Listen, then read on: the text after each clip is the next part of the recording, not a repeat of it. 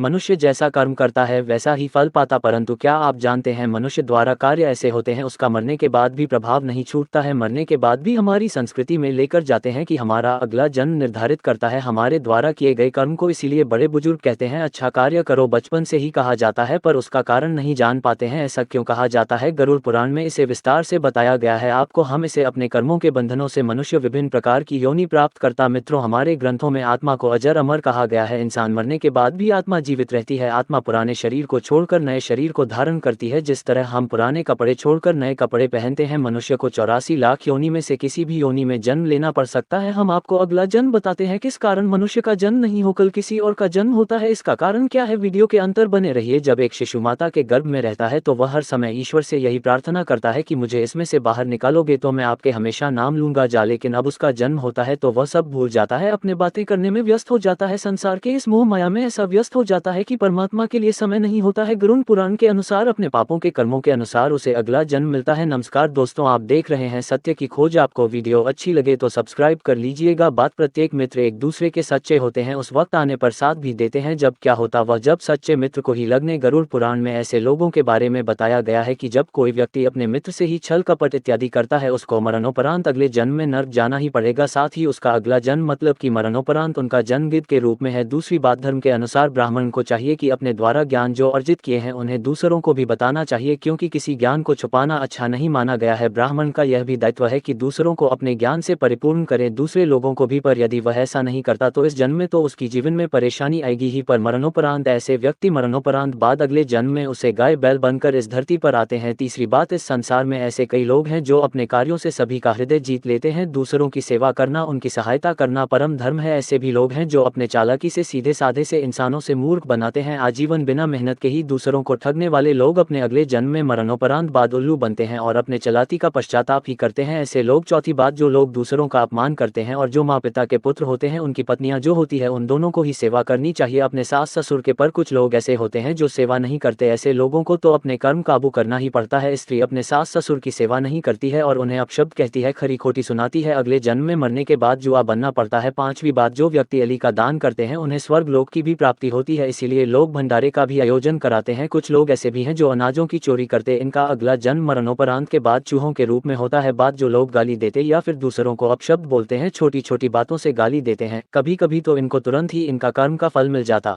है, अगर फल नहीं मिलेगा तो इनको अगले जन्म में बकरे के रूप में जन्म लेते हैं। सातवीं बात, जो व्यक्ति दूसरे की स्त्रियों को सम्मान की भावना से देखते हैं, कोई भी घृणा नहीं होती, इस संसार में ऐसे लोग भी हैं। कुछ लोग उन्हें की नजरों से देखते हैं, कुछ लोग ऐसे भी होते हैं इस संसार में जो स्त्री को अच्छी नजर सुविचार से नहीं देखते हैं, नजर से देखते हैं। उनके मन में हर समय कामना भाव जागृत रहता, स्त्री को देखकर काम इंद्रिया जागृत हो। ऐसे लोगों को जन्म जब दूसरा होता है, ऐसे लोग को अगला जन्म मृत्यु उपरांत गधा बनना पड़ता है। आठवीं बात, जो स्त्रियां शादी बाद विवाह के गैर मर्द से संबंध बनाती है तो उन्हें अगला जन्म छिपकली के रूप में लेना पड़ता। नवीं बात, जो लोग धर्म का अनादर करते हैं, विरुद्ध चलते हैं, भाव से नहीं देखते, ऐसे लोगों को मरने के बाद कुत्ते के रूप में जन्म लेते हैं। जन्म। 10वीं बात, जो व्यक्ति अपने गुरु और माता पिता की बातें नहीं सुनता है, उनका उपहास करता है, विरुद्ध चलता, मरने के बाद जब वह जन्म लेता है कि गर्भ में, तो गर्भ में ही उसकी मृत्यु हो जाती।